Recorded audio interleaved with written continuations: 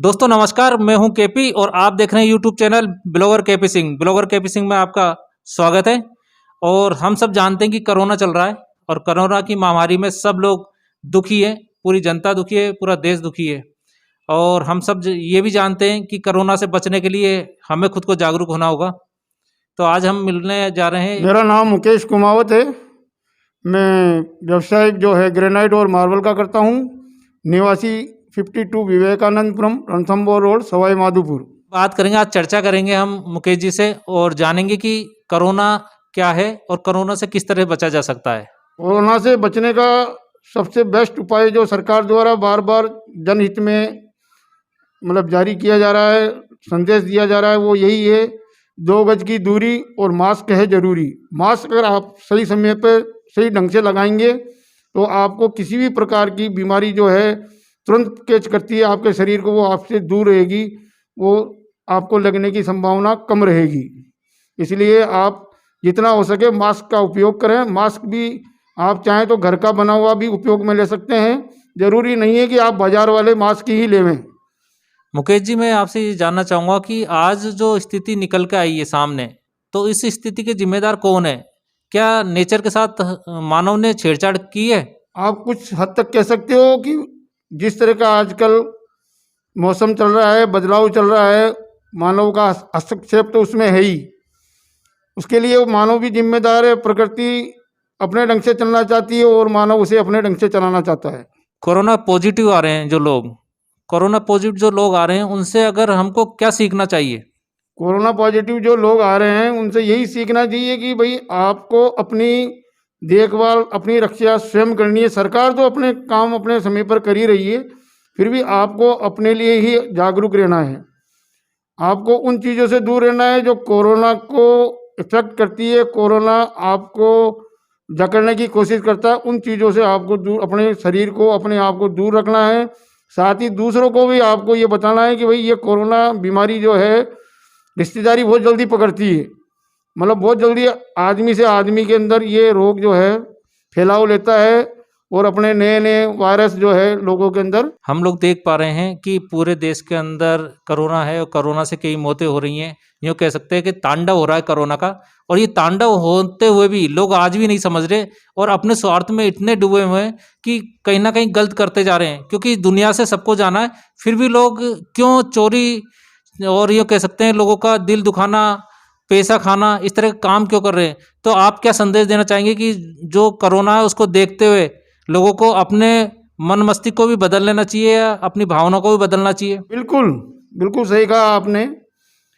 मानव स्वभाव है कि आदमी अच्छे भी होते हैं, बुरे भी होते हैं। उनकी पहचान ऐसे संकट के अंदर ही होती है कि वो इस टाइम जो महामारी पूरे देश में, पूरे संसार में, पूरे विश्व में चल रही है, वो अपना लालच अहम त्याग कर जितना हो सके ब्लैक मार्केटिंग जो वो कर रहे हैं दवाइयों की, अन्य खाद्य सामग्री की, वो ना करें और वो मानवता के प्रति अपना जो है अहम रोल अदा कर सकते हैं। चीज़ों की कालाबाजारी रोक सकते हैं। दवाइयों को उनकी जो असली जो मूल्य है उसके ऊपर वो उनको उपलब्ध करवाएं। ऑक्सीजन से संबंधित काफ़ी आजकल आप देख रहे हो बाज़ार के अंदर की काफ़ी संख्या में ऑक्सीजन नहीं मिलने पर जिनको कि ऑक्सीजन की ज़रूरत है मरीजों को, वो ऑक्सीजन नहीं मिल रहा है और वो अकारण मृत्यु के काल में जा रहे हैं, उनकी मृत्यु हो रही है। अगर ये चीज़ लोग अपने घरों में भी सुनने को आ रहा है कि लोग उनको ज़रूरत नहीं है लेकिन अपने घरों में वो उसका संग्रहण कर रहे हैं, स्टॉक कर रहे हैं, जो कि उनको ज़रूरत नहीं है।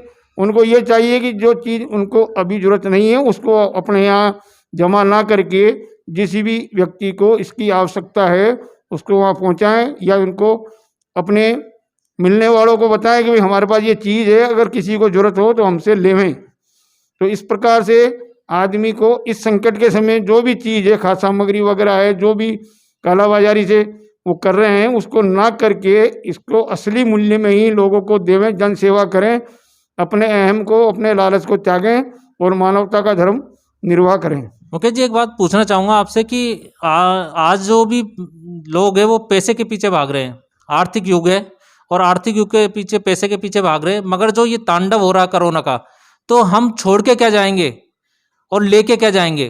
तो हम जो नई पीढ़ी आएगी उसके लिए छोड़ के तो क्या जाएंगे और हम लेके क्या जाएंगे, इस पे भी थोड़ा सा प्रकाश। नहीं, कोरोना के अंदर आज अभी अपन लोग देख रहे हैं, आप और हम सभी देख रहे हैं कि साथ में आज से नहीं आदिकाल से ये पता है कि मानव अपने साथ कुछ भी नहीं लेके जाएगा। ये तो फैक्ट है और हकीकत है। अपने साथ में वो अच्छा ही लेके जा पाएगा। इसके अलावा ना वो नकदी ले जाएगा, ना कोई गहने ले जाएगा, ना कोई जो भी चीज़ वो संग्रहित कर रहा है, एक स्टॉक कर रहा है, वो अपने साथ ले जा पाएगा। उसको ये इतना ही है कि आने वाली पीढ़ी भी यही देखेगी, जो आप कर रहे हो वो आपके बच्चे भी वही सीखेंगे। तो आप उनको अच्छा मैसेज देने के लिए अगर आप अच्छा करोगे तो आपके साथ भी आने वाले समय में आपके बच्चों के साथ भी अच्छा होगा। अगर आप उनको अभी से ही कालाबाजारी आप कर रहे हो, आपके बच्चे भी करेंगे। और जो उसका रिजल्ट आ रहा है कोरोना के अंदर कालाबाजारी करने से, जो आप देख रहे हो जनता के अंदर जो चीज़ आसानी से उपलब्ध हो सकती है वो आपको कालाबाजारी के कारण अच्छे से उपलब्ध नहीं हो रही है, होते हुए भी लोगों को नहीं मिल पा रही है। तो इसलिए जो ये गलत कार्य कर रहे हैं उनको ये सोचना चाहिए कि भाई मानव धर्म ही सबसे बड़ा धर्म है और वही आपके ऊपर आगे काम आएगा। ये चीज़ आपको विशेष ध्यान रखनी है। जितना हो सके लोगों की वो आप जो है कालाबाजारी ना करें, उन चीज़ों को ज़रूरतमंद लोगों को सही मूल्य पर उपलब्ध करवाएं, जिससे कि आने वाली पीढ़ी भी आपको ये कह के याद करे भाई हमारे पिताजी ने, हमारे पुरखों ने ये काम किया था, ऐसी महामारी आई थी, उन्होंने सहयोग किया था। आप हो सके आप अगर वो मूल्य भी ले रहे हैं और आप चाहें तो अपनी तरफ से वो सहयोग के रूप में वो चीज़ दे सकते हैं। ऑक्सीजन का है, खाद्य सामग्रियों का है, ज़रूरतमंद जो भूखे लोग हैं, मजदूर हैं, जो परेशान हैं, जो दिहाड़ी करके रोज़ अपना जीवन यापन कर रहे हैं, उनको आप सहयोग करके औरों को भी आप मिसाल कायम कर सकते हो कि भाई वो आदमी देखो इतना सहयोग कर रहा है, तो आपको देख के दूसरा आदमी भी उसको सहयोग करेगा और लोगों में भावनाएं बढ़ेगी, ज़रूरतमंद लोगों की सेवा करने की, उनकी आवश्यक जो भी चीज़ें उनको चाहिए उनको पूर्ति करने की। इससे यही मैसेज है कि आप अच्छा करो, आपके साथ भी अच्छा होगा, और आप गलत करोगे आगे आने वाले समय में वो आपको उसका कुछ ना कुछ प्रतिरूप ऐसा मिलेगा कि आपके साथ भी कुछ ना कुछ गलत होगा। और इसका जो सार्थक अर्थ निकल रहा है वो यही है कि हम अच्छा करेंगे तो हमारी आने वाली पीढ़ी भी वो देखेगी।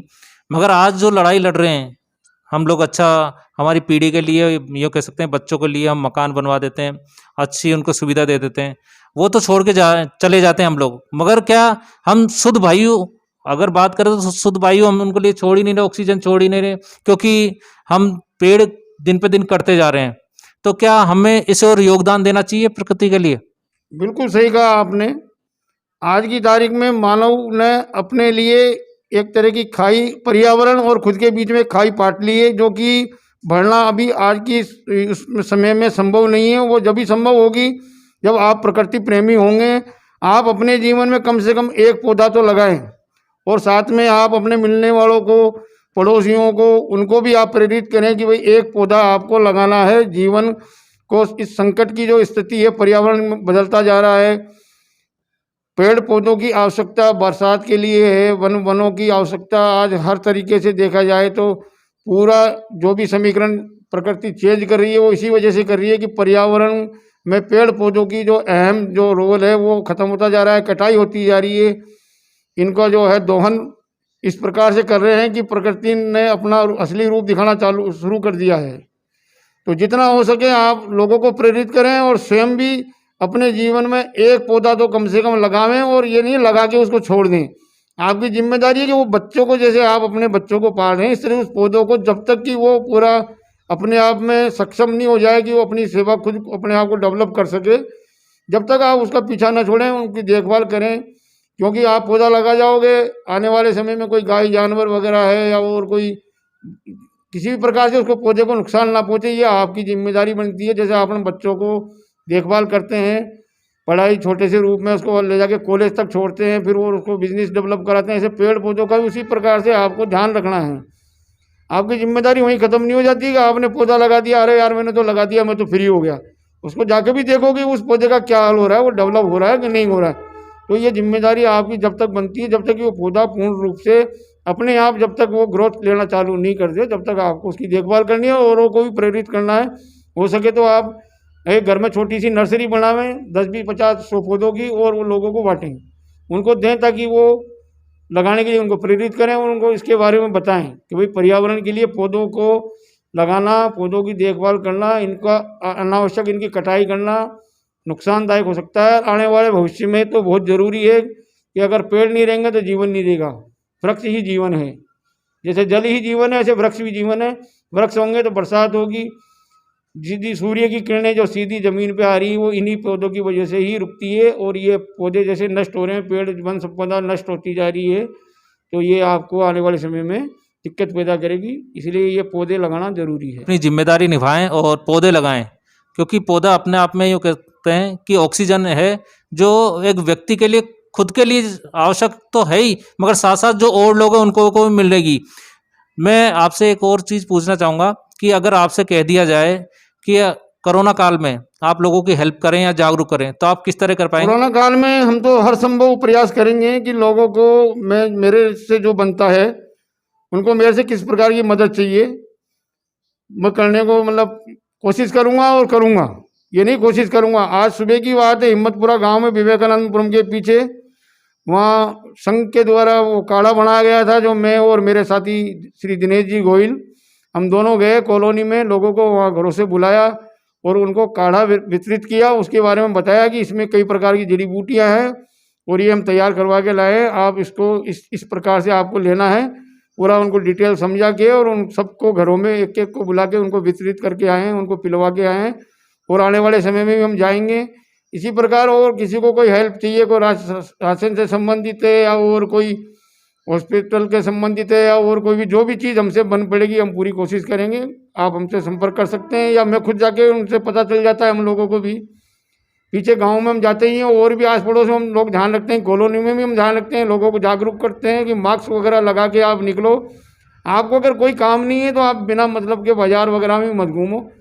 पेट्रोल आपका खर्च होगा, जेब आपकी खर्च होगी, उन सब चीज़ों से बचने के लिए बिना मतलब आप जाओगे कोई चीज़ फालतू की खरीदोगे और एक बीमारी और आप साथ में घर पे लेके आओगे, तो उन चीज़ों से बचने के लिए अगर आपको घर पे कोई काम हो, ज़रूरी है कि मेरे को तो जाना ही है और आप चाहो यार लो देख तो आए, देखा कोरोना का क्या हाल है बाज़ार में, वो चीज़ अगर आप सोच के जाते हो तो गलत है। वो आपको नहीं करना है और अपने साथियों को, अपने पड़ोसियों को, अपने मिलने वालों को भी मना करना है कि भाई अपन को अगर कोई काम अगर नहीं है तो नहीं जाना है। जहाँ तक आपको कोई मेडिकल से संबंधित या कोई ऐसी बात हो तो ही आपको जाना है कि भाई ये चीज़ मेरे को दवाई लेनी है या है, वो उतना काम करके भी आप वापस आपको घर आना है, या नहीं कि आप कहीं भी मटर गश्ती करने बैठ जाएं, अन्य किसी चीज़ में आप समय दें। जितना हो सके बचाव करें और अपने आप को सुरक्षित रखें। धन्यवाद मुकेश जी, आपसे बात करके अच्छा लगा और आपने कुछ जानकारियाँ दी, वो भी अच्छी लगी कि आपने अपनी जिम्मेदारी निभा रहे हो कोरोना काल में। और आप जो पास में गांव बताया आपने हिम्मतपुरा, उसमें जाके आपने काढ़ा बना के पिलवाया, वो बहुत अच्छी बात है कि अपने यूँ कह सकते हैं कि अंतर मन से आदमी जब अपने आप से समझ जाता है तो इस तरह के काम कार्य करता है। और आपने ये भी कहा कि आपसे संपर्क करें, इसके लिए बहुत बहुत धन्यवाद। मेरा कहना है और सरकार का भी कहना है, 2 गज की दूरी और मास्क है ज़रूरी, इसका पालन करें, अपना खुद का ध्यान रखें और अपने शरीर का अंग, जिसे हम अंडरगारमेंट पहनते हैं वैसे ही हमारे शरीर का अंग हो चुका है ये मास्क, इस मास्क का विशेषकर ध्यान रखें। जब भी हम बाहर निकले मास्क के साथ में निकलें, ये नहीं देखें कि दूसरा ने लगा रखा है या नहीं, पहले अपनी ओर देखें, क्योंकि 3 उंगली हमारी तरफ होती है, 1 उंगली सामने वाले की तरफ होती है। पहले 3 उंगलियों पे ध्यान दें, उसके बाद में किसी एक की ओर उंगली करें। इसलिए ध्यान रखें, मेरा एक संदेश है, मास्क है ज़रूरी तो ज़िंदगी भी आपको दोबारा मिलेगी। अगर आपने मास्क छोड़ दिया तो आपकी ज़िंदगी भी चली जाएगी, क्योंकि सांस के माध्यम से ही वो जो वायरस है वो अंदर जाता है और हमारे शरीर को पूरी तरह से जकड़ लेता है। दोस्तों, अगर आपको ये वीडियो पसंद आई हो तो लाइक करें, शेयर करें, सब्सक्राइब करें